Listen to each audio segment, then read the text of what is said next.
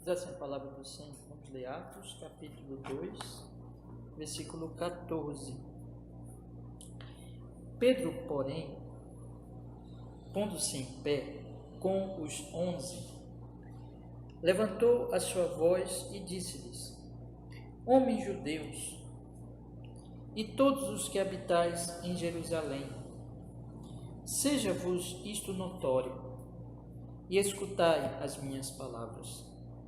Estes homens não estão embriagados, como vós pensais, sendo a 3ª hora do dia.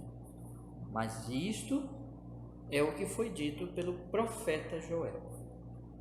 E nos últimos dias acontecerá, diz Deus, que do meu espírito derramarei sobre toda a carne. Os vossos filhos e as vossas filhas profetizarão, os vossos jovens terão visões e os vossos velhos sonharão sonhos. E também do meu espírito derramarei sobre os meus servos e sobre as minhas servas naqueles dias, e profetizarão. E farei aparecer prodígios em cima do céu, e sinais embaixo na terra, sangue, fogo e vapor de fumo. O sol se converterá em trevas e a lua em sangue, antes de chegar o grande e glorioso dia do Senhor. E acontecerá que todo aquele que invocar o nome do Senhor será salvo. Homens israelitas, escutai estas palavras: a Jesus Nazareno, homem aprovado por Deus entre vós com maravilhas, prodígios e sinais, que Deus fez por ele, fez no meio de vós, como vós mesmos bem sabeis.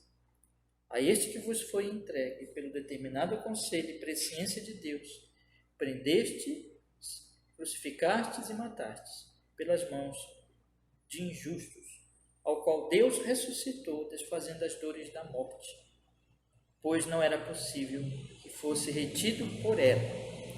Porque dele disse Davi: sempre vi diante de mim o Senhor, porque está à minha direita, para que eu não seja abalado. Amém. Vamos orar? Ó Senhor, nós queremos pedir que nesta noite estamos aqui, Senhor, reunidos. O Senhor fale ao nosso coração, Senhor, pelo Espírito Santo nos ilumine, nos dirija, e opere de tal maneira, Senhor, que nós possamos compreender, Senhor, estas verdades e sermos edificados, sermos conduzidos pelo Espírito Santo exatamente no que é o ensino das Escrituras, nas leituras que nós estamos fazendo, Senhor, e a palavra seja aplicada à nossa alma. O Senhor nos edifique, nos abençoe, em nome de Jesus. Amém. Graças a Deus. Amém. Então vamos continuar, né? Tem? Não? Pega aqui. Então vamos ler a nossa... Acho que hoje nós vamos ver se dá para nós concluir, né? Nós estamos lendo mais um capítulo do livro de João sobre o Espírito Santo. Esse capítulo ele fala das obras preparatórias especiais do Espírito Santo no Antigo Testamento, né?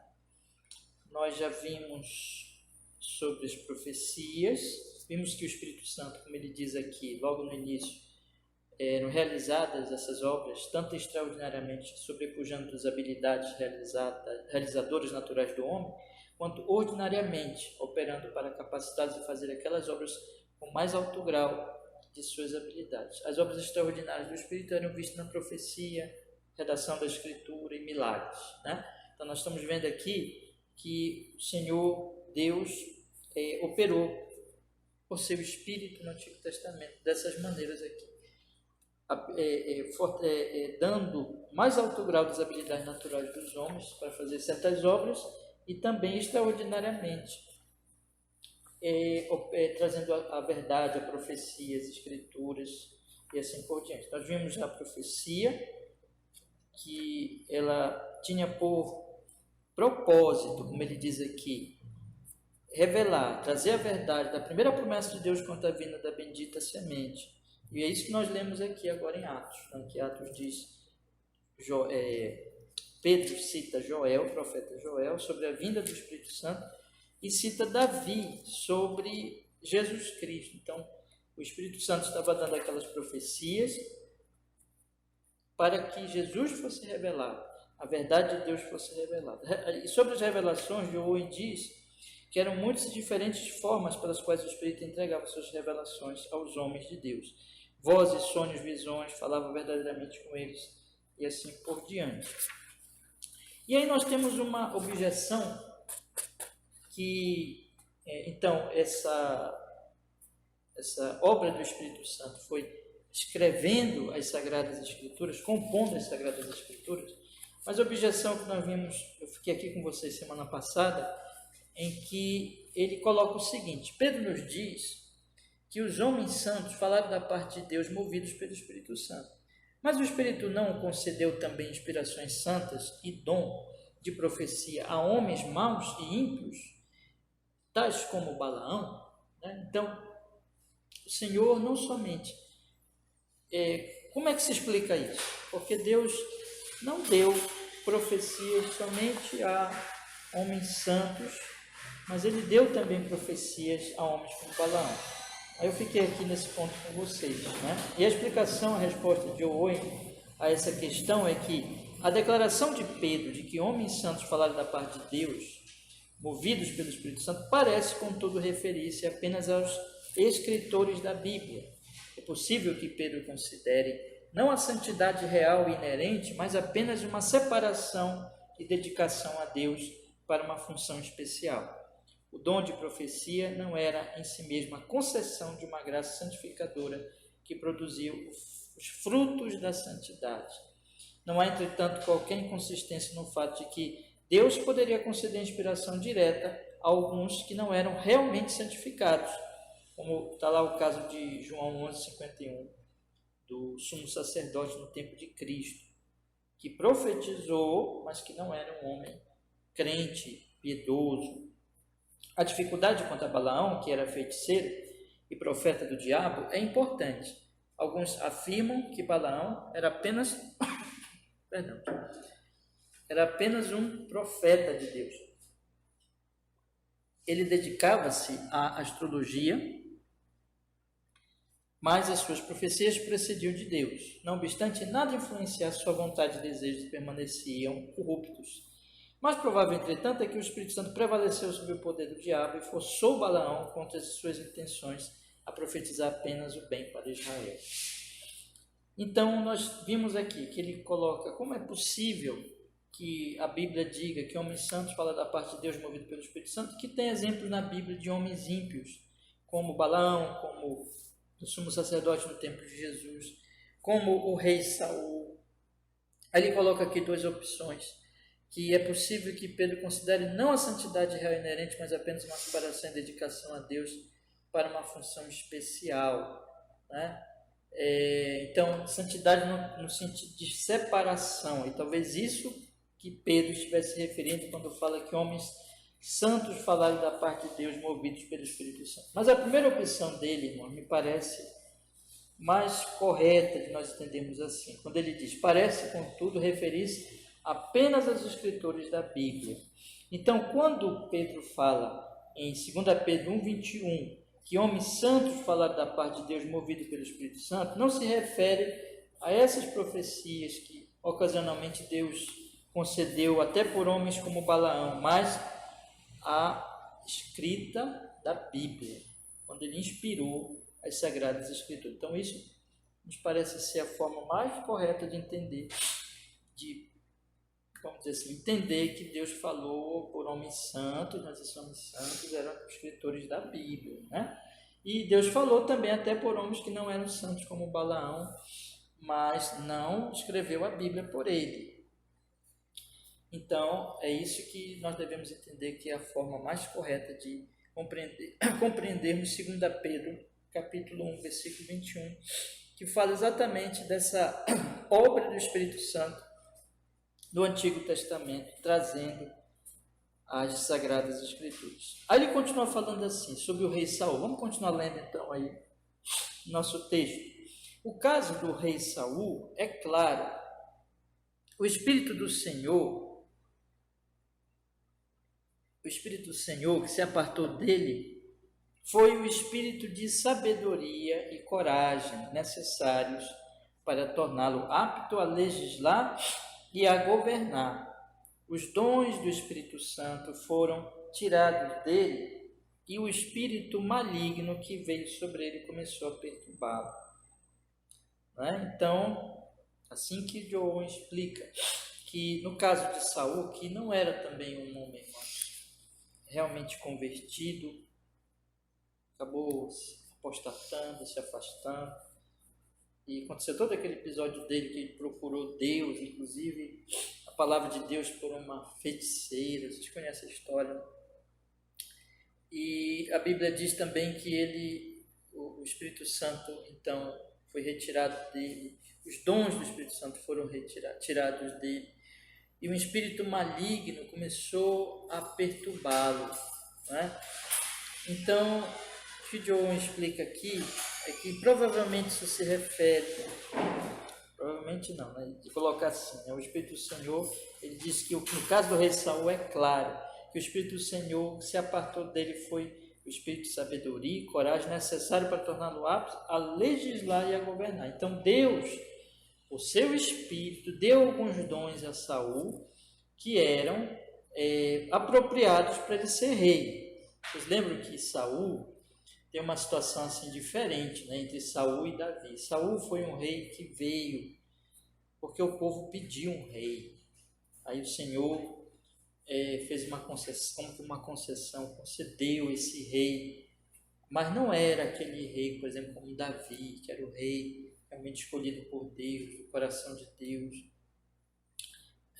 Então teve essa diferença, não que Saul não fosse escolhido, Deus também escolheu, mas ali foi mais uma questão do povo reivindicar, e Saul realmente, ele não era como Davi, né? Davi era um eleito, Davi, apesar dos seus pecados, da sua fraqueza, ele realmente teve a presença regeneradora, transformadora do Espírito Santo, mas Davi, né? Mas Saul não, Saul, o Espírito Santo apenas deu a ele algumas capacitações para ele legislar e ele governar exatamente na sua função de rei. Mas então esses dons do Espírito Santo foram tirados dele, como explica aqui, e o espírito maligno que veio sobre ele começou a perturbá-lo. Então, sendo retirados esses dons, veio um espírito maligno perturbá-lo. Vocês conhecem aquela história, né? A história bíblica sobre isso. Aí continua, irmãos. João agora fala que havia então um profeta velho de Betel, né? Esse é outro caso bem interessante também, de um homem que profetizou ali. Vamos ver, irmãos, 2 Reis, aliás, 1 Reis, capítulo 13, versículo 11. Estamos vendo aqui casos de pessoas que profetizaram e que, pelo menos algumas delas eram ímpias, né? Como Balaão e Saul, não eram realmente crentes genuínos. Vamos ver 1 Reis, capítulo 13, versículo 11. Diz assim a palavra do Senhor. 1 Reis, capítulo 13, versículo 11.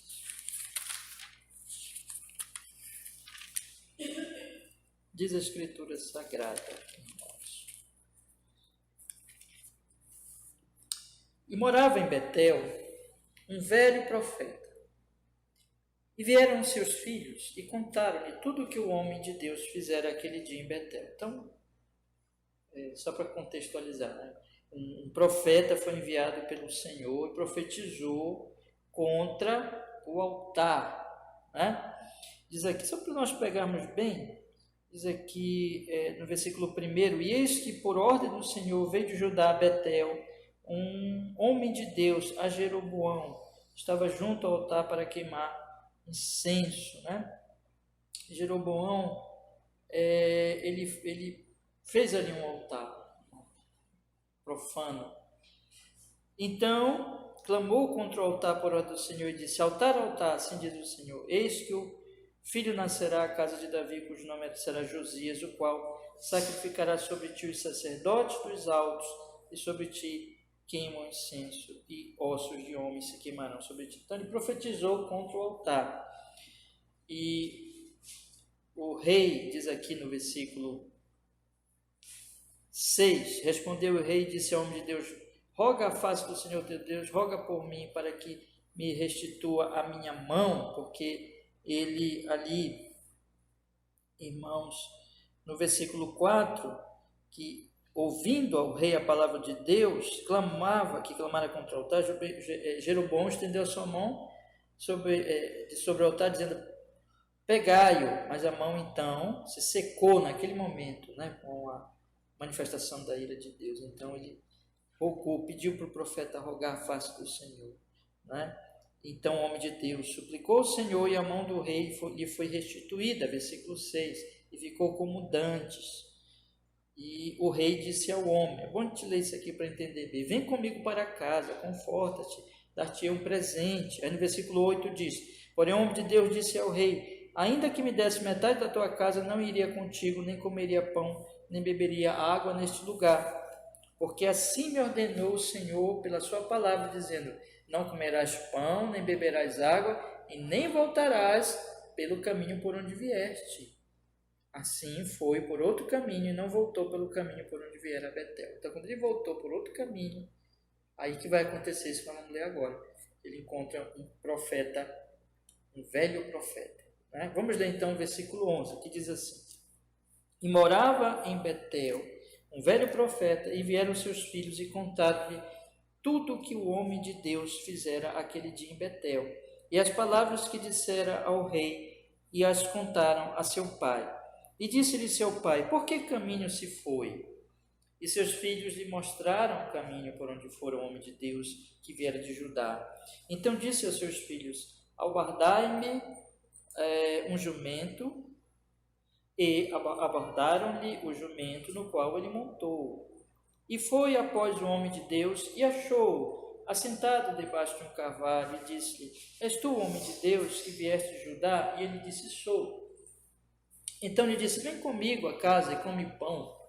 Porém ele disse: não posso voltar contigo, nem entrarei contigo, nem tampouco comerei pão, nem beberei contigo água neste lugar, porque me foi mandado pela palavra do Senhor: ali não comerás pão, nem beberás água, nem voltarás pelo caminho por onde vieste. Repetiu o que ele tinha dito para o rei, que foi a ordem de Deus para ele: não comer pão, nem voltar pelo mesmo lugar. Aí no versículo 18 diz: e ele lhe disse: também eu sou profeta como tu, e um anjo me falou por ordem do Senhor, dizendo: faze-o voltar contigo à tua casa, para que coma pão e beba água. Porém mentiu-lhe. Então veja só que coisa, né? Mentira. Assim voltou com ele, comeu pão em sua casa e bebeu água. E sucedeu que, estando eles à mesa, a palavra do Senhor veio ao profeta que o tinha feito voltar. Então veja, o velho profeta que mentiu, né? Aí agora veio a palavra do Senhor. Então verdadeiramente aqui ele profetiza mesmo, tá? Aquilo lá era mentira. Mas aqui não, aqui realmente Deus falou por esse profeta velho, né?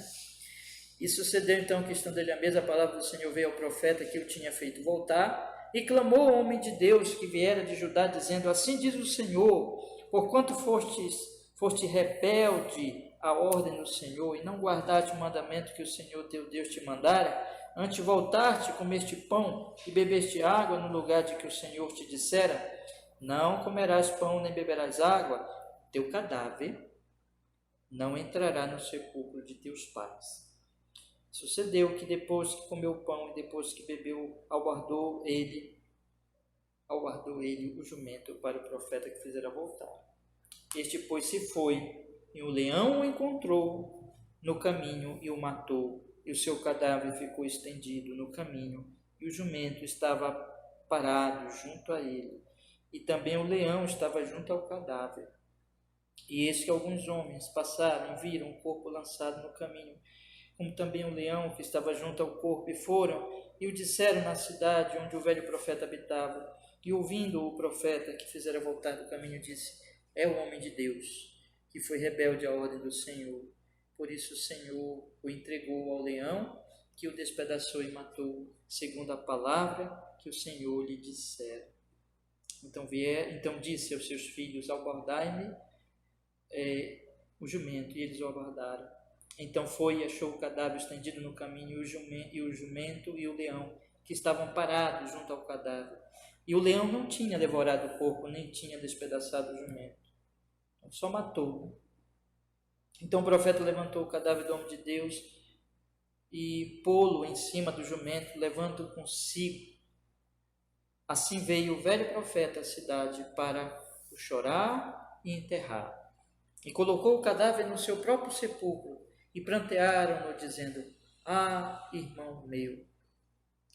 E sucedeu que, depois de o haver sepultado, falou a seus filhos, dizendo: Morrendo eu, sepultai-me no sepulcro em que o homem de Deus está sepultado, ponde os meus ossos junto aos ossos dele, porque certamente se cumprirá o que pela palavra do Senhor exclamou contra o altar que está em Betel, como também contra todas as casas dos altos que estão na cidade de Samaria.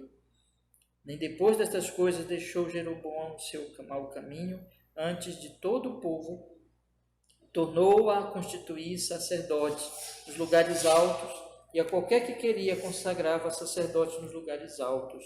E isso foi causa de pecado à casa de Jeroboão, para destruí-la e extingui-la da face da terra. Irmãos, está aqui. Então, li tudinho para a gente entender, para nós entendermos bem o contexto, né, e tudo que aconteceu. Então, o profeta mais velho enganou o homem de Deus, disse que tinha uma profecia, mentiu. Mas depois veio a profecia por esse mesmo homem que enganou. E essa profecia foi terrível, né? Foi da morte do profeta mais jovem. E ele morreu. E ele, então, vimos aqui a reação desse profeta mais velho, até de tristeza mesmo, né? Por tudo que tinha acontecido. Vamos ver, então, o que o João fala sobre isso. Ele diz assim: havia então um profeta velho de Betel.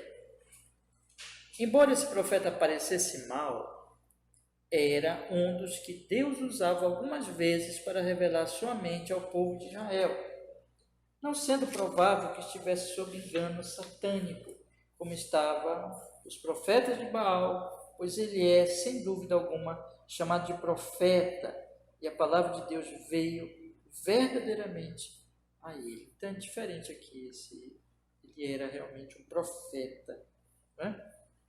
Eu penso que está muito correta aqui a interpretação de João. Então, vou ler de novo aqui para a gente perceber. Embora esse profeta parecesse mau, era um dos que Deus usava algumas vezes para revelar sua mente ao povo de Israel, não sendo provável que estivesse sob engano satânico, né?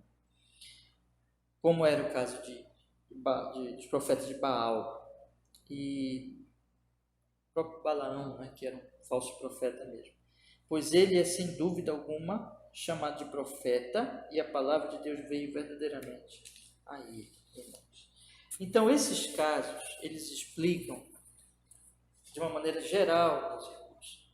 E é por isso que nós dizemos, quando Pedro diz que homens santos falaram da parte de Deus, movidos pelo Espírito Santo, ele se refere a esses homens santos, aqueles que escreveram as Sagradas Escrituras. Mas Deus usou, algumas vezes, até homens ímpios, como o próprio Balaão e Saul.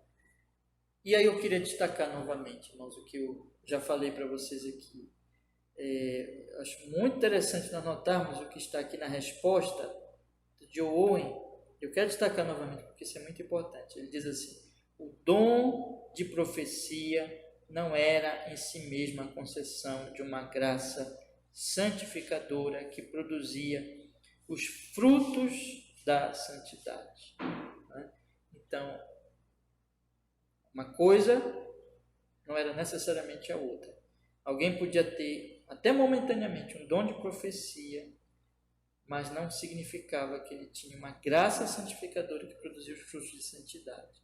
Então, no final das contas, não podemos dizer assim, né? Balaão não era de Deus, mas Deus usou ele naquele momento. Saul acabou se desviando, apostatando, mostrando que ele não era de Deus. Os frutos dele eram do coração corrompido, como também do Balaão.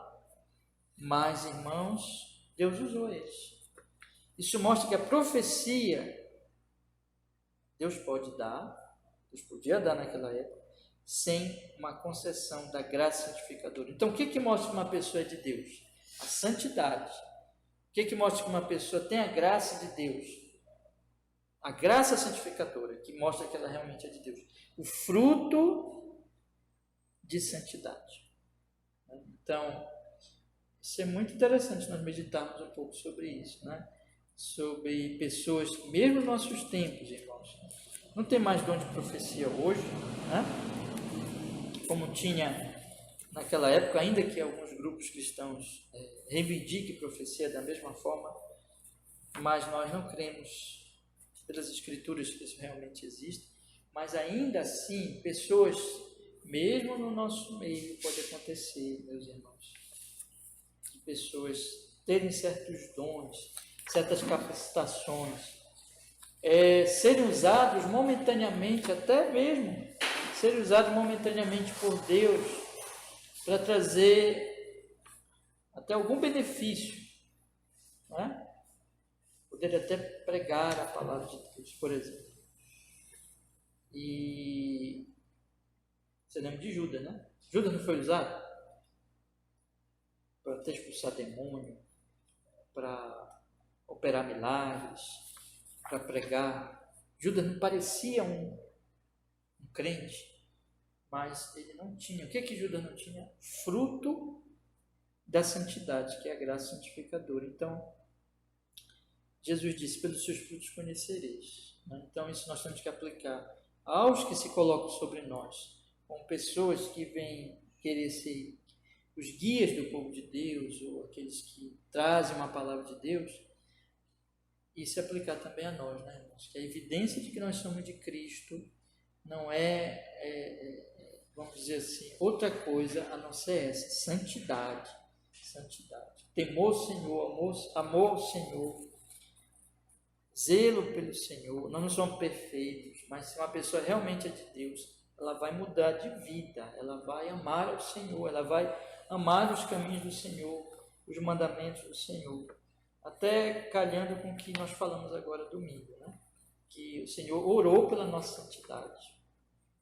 E o Senhor disse que a santidade vem pela palavra de Deus. Então, uma pessoa que realmente está crescendo em santidade, temor ao Senhor, zelo pelo Senhor, amando o próximo, como nós temos visto também, amando ao Senhor, amando o próximo. Então, essa pessoa realmente tem a graça santificadora. Agora, capacitações, trabalhos, isso tudo, irmãos, é bom, mas isso não prova necessariamente uma pessoa de Deus, né? Então, no último dia, muitos vão chegar e vão dizer assim, Senhor, eu preguei, eu expulsei demônio, eu fiz isso, eu fiz aquilo. Aí o Senhor vai dizer, nunca vos conheci, apartai-vos de mim, vocês que praticam, olha só, a iniquidade. Então, a questão não é perfeição, mas a evidência de que uma árvore, Jesus diz, pelas árvores se conhece, aliás, pelo fruto se conhece a árvore. A evidência de que uma árvore é boa é o fruto bom, né? Vamos adiante, meus irmãos. Falar mais um pouco aí e a gente para hoje. A inspiração do Antigo Testamento. Acho que talvez dê até para nós concluirmos hoje, mas se não, deixamos aí um restinho para a semana que vem. Diz assim, a inspiração do Antigo Testamento.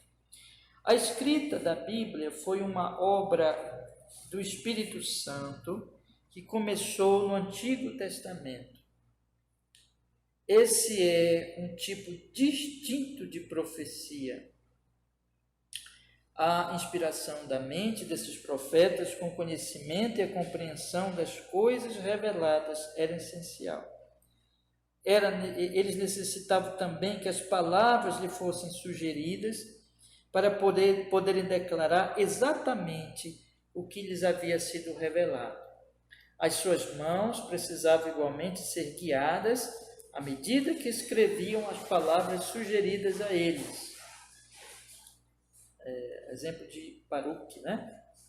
Essas coisas conjuntamente tornaram a Escritura infalível. Então, é um ponto aqui sobre o trabalho e a obra do Espírito Santo, que é este livro aqui, irmãos, que nós temos na nossa mão hoje, traduzido na nossa língua, português, mas não originalmente escrito em português, né? Então, o Antigo Testamento foi escrito no hebraico, pequenas partes dele no aramaico, e o Novo Testamento foi escrito no grego.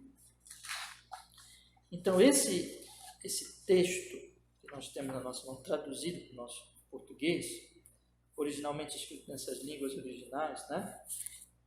E podemos dizer assim que nós não temos nenhuma dos textos mesmos originais que foram escritos pelos profetas, mas nós temos as cópias deles.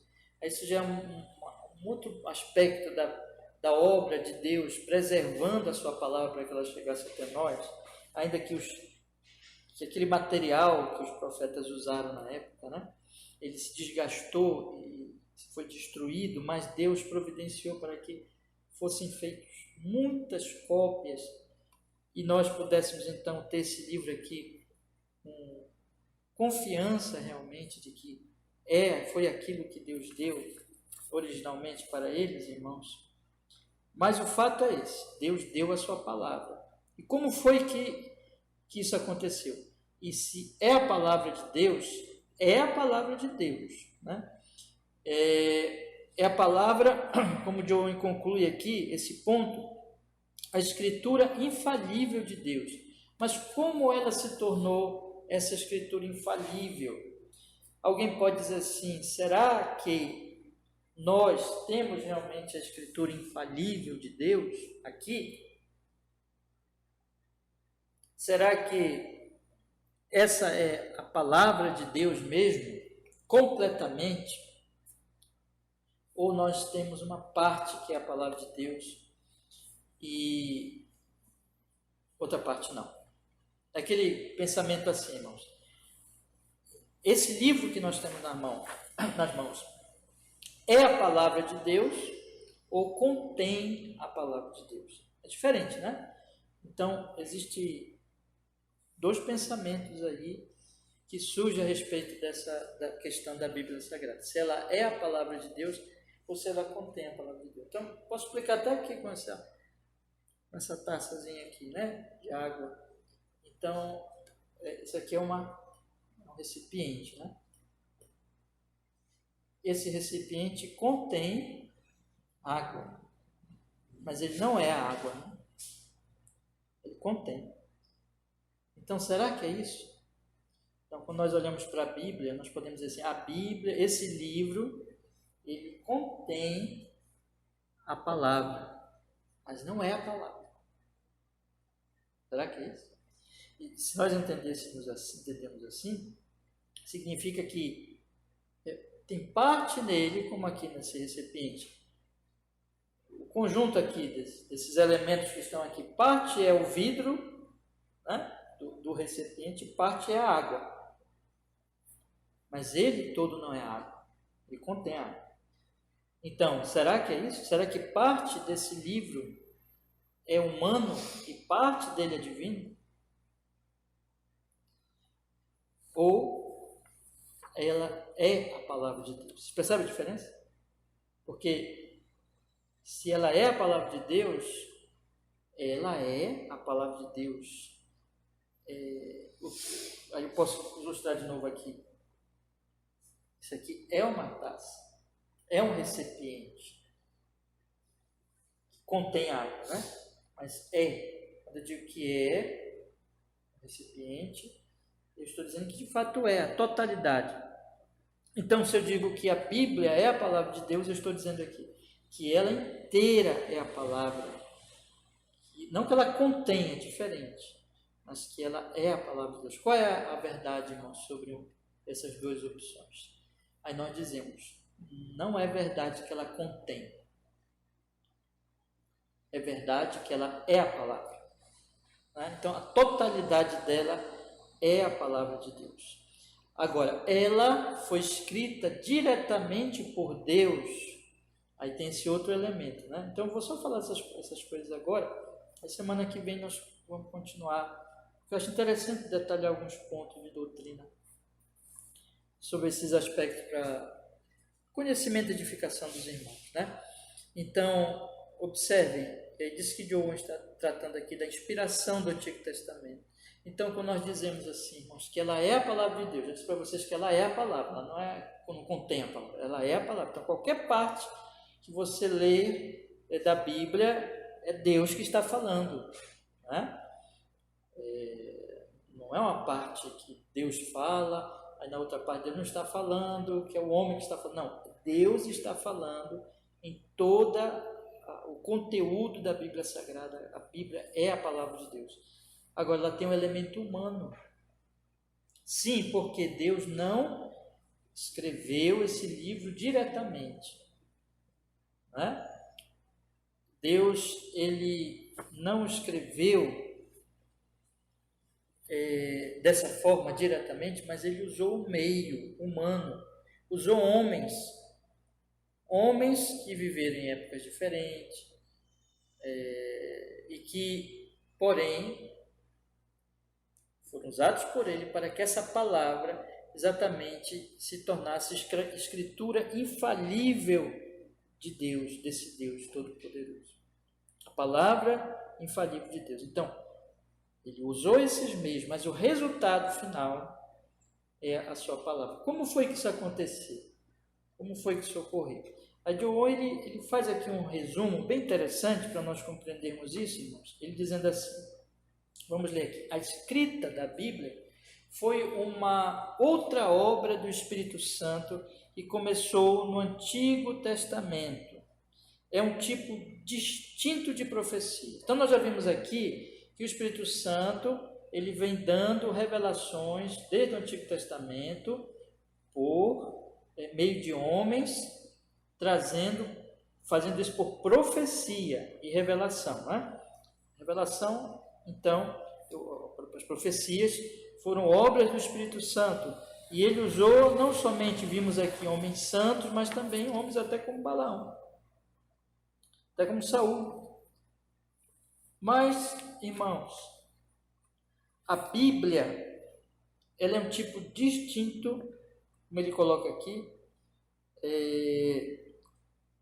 de profecia. É uma profecia também, mas é um tipo distinto de profecia. Por quê? Porque ali foi...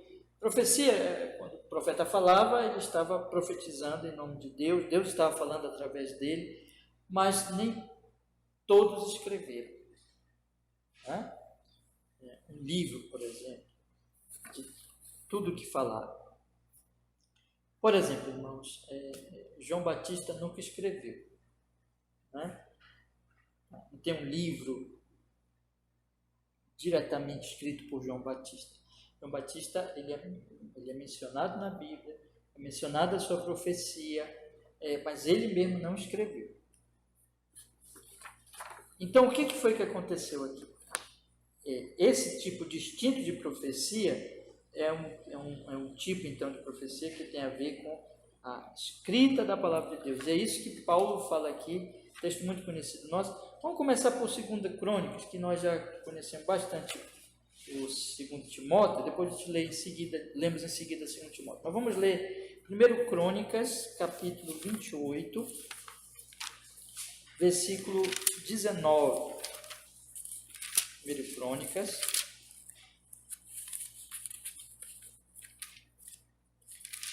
capítulo 28, versículo 19.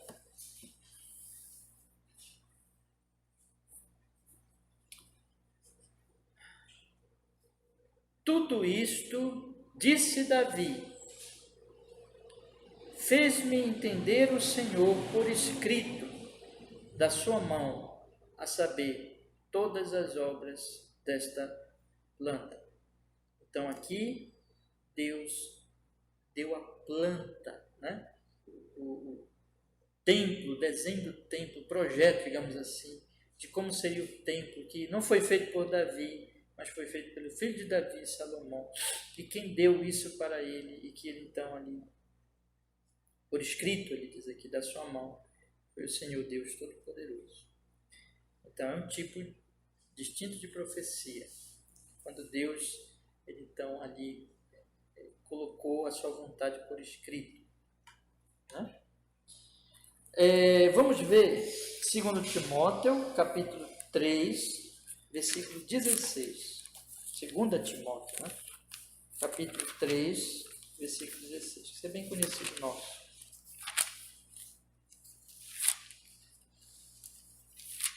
Diz assim a palavra do Senhor: toda a Escritura é divinamente inspirada e proveitosa para ensinar, para repreender, para corrigir, para instruir em justiça. Então, a Escritura é inspirada.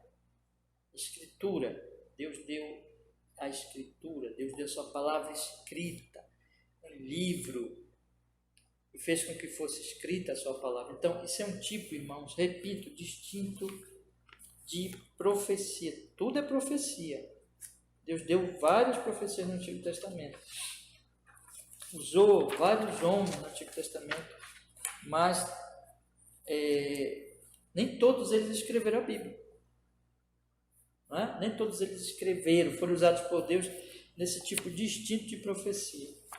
Mas existiram aqueles que o Senhor chamou, foram os escritores da Bíblia, que esses nós acreditamos são santos. Então, que Pedro cita em 2 Pedro 1,21, eles escreveram a Sagrada Escritura. Então, esse é um ponto de nós distinguirmos, nós enfatizarmos aqui essa diferença, esse tipo diferente, distinto de profecia, diferente de outro que era profecia também, mas que Deus não deu para aquele profeta ali o trabalho de escrever a Bíblia. Então diz assim, como foi que isso aconteceu? A inspiração da mente desses profetas, com o conhecimento e a compreensão das coisas reveladas, era essencial. Eles necessitavam também que as palavras lhe fossem sugeridas para poderem declarar exatamente o que lhes havia sido revelado. Então tem duas coisas aqui: a compreensão, né, na mente, e as palavras também sugeridas pelo Espírito Santo. Então o Espírito Santo fez duas obras aqui. Primeiro, deu uma compreensão na mente. Eu vou ler aqui como ele diz: a inspiração da mente desses profetas com conhecimento e compreensão das coisas reveladas era essencial. Então Deus deu para eles essa compreensão dessas coisas, mas Deus fez mais. Deus deu para eles as palavras.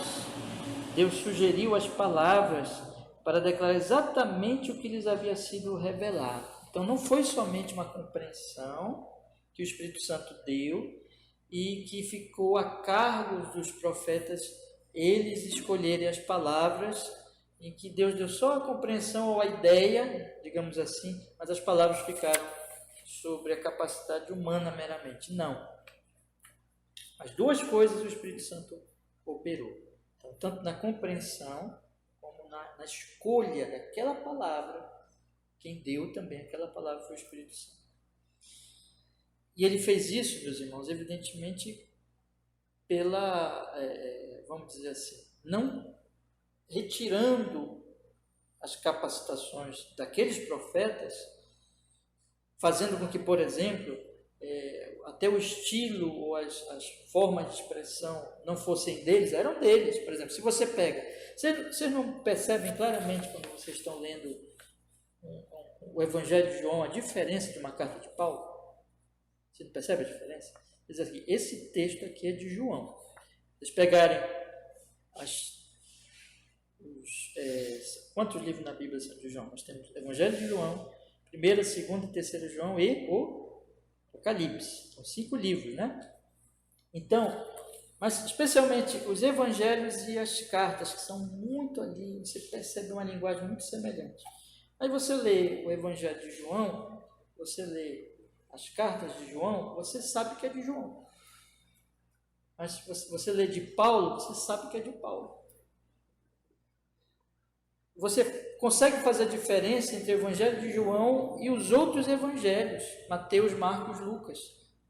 São até muito semelhantes, muito mais semelhantes, né, do que o Evangelho de João. O que é isso, irmãos? Isso significa que Deus não extraiu, não retirou ali a forma de falar, de se expressar, os talentos, a própria personalidade daqueles homens. Deus usou tudo isso mas Deus controlou de uma tal maneira que o resultado final não era meramente a palavra de João, de Paulo, mas era a palavra de Deus. Inclusive, cada palavra, a inspiração da Bíblia de respeito não somente às ideias, mas também às palavras que o Senhor Deus deu àqueles homens. Para nós concluirmos, irmãos, aí semana que vem eu continuo a parte dos milagres, tá bom? Só para a gente concluirmos agora essa parte aqui, ele diz aqui, então eles necessitavam também que as palavras lhe fossem sugeridas para poder declarar exatamente o que lhes havia sido dado. As suas mãos precisavam igualmente ser guiadas à medida que escreviam as palavras sugeridas a eles. Essas coisas conjuntamente tornaram a escritura infalível. Então, a mente, as palavras e a escrita final foi tudo guiado. As mãos, né? Tudo ali, toda aquela capacitação, todo aquele processo que Deus operou através deles foi tão controlado e guiado pelo Espírito Santo, que é a palavra do Espírito Santo, que se tornaram ali conjuntamente, essas coisas conjuntamente tornaram a Escritura infalível. Então, tanto a revelação da mente, a inspiração da mente, o conhecimento e compreensão dessas coisas reveladas, as palavras sugeridas e o próprio direcionamento do que eles escreviam ali, tornou, então, tudo controlado pelo Espírito Santo, tornou essa Escritura infalível. Qual é o resultado, então, irmãos? É que este livro é a palavra de Deus. Então, quando nós lemos este livro, nós estamos lendo a palavra do Senhor. Que bênção é isso, irmãos. Então, eu queria concluir que vocês pensassem nisso, irmãos. Como nós temos aqui, Deus falou. Tem um livro que eu estou até conversando com os irmãos, né? Eu ainda não li, quero ler. O título do livro, Deus falou na língua dos homens. Isso é verdade. Está aqui a Bíblia. A palavra do Senhor, ela é a palavra do Senhor. E eu quero dizer para vocês duas coisas, irmãos, para nós concluirmos hoje com uma aplicação. Vamos ser gratos por isso. Quanta coisa teve que acontecer para nós termos esse livro. Nós somos um povo privilegiado. Então, vamos ser gratos por esse livro que nós temos nas nossas mãos. E, em segundo lugar, vamos ler esse livro. Vamos meditar nele. Lembra que Jesus diz, santifica-os na tua verdade. A tua palavra é a verdade. Vamos então meditar todo dia, irmão, medite nele. Leia uma porção dele, medite e ore. E guarde o dia do Senhor. O dia do Senhor, nós falamos desse livro. Nós estamos aqui para pregar esse livro, ensinar esse livro. Então vamos aproveitar essa bênção que o Senhor nos deu. Nós não estamos às cegas, irmãos. Nós temos a lâmpada para os nossos pés, a luz para os nossos caminhos, é a tua palavra. Nós temos. Amém. Vamos orar, vamos pedir que o Senhor nos abençoe. Senhor, muito obrigado que nós podemos hoje estudar essas coisas maravilhosas, meditar um pouco nelas, essas coisas tremendas, impressionantes, essas obras do Espírito Santo. E que o Senhor nos abençoe, Senhor. Abençoe a nós que estamos aqui, abençoe a nossa igreja, que nós possamos cada vez mais, ó Pai Celestial, nos fortalecermos nessa bênção, sermos gratos pela sua palavra e buscarmos a ela, Senhor, essa palavra do Espírito Santo, orando pela iluminação desse mesmo Espírito e também ouvindo as pregações, como o povo de Bereia, orando pelo pregador, pesquisando na Bíblia, para que nós possamos, Senhor, crescer no conhecimento da verdade e assim sermos santos ao Senhor, vivemos cada vez mais, produzimos esse fruto de santidade que evidencia que nós temos a graça do Senhor para a sua glória, para o nosso bem eterno. Não só nós, mas os que amamos. Seja assim, Pai Celestial, em Cristo Jesus. Nós oramos e nós agradecemos. Amém.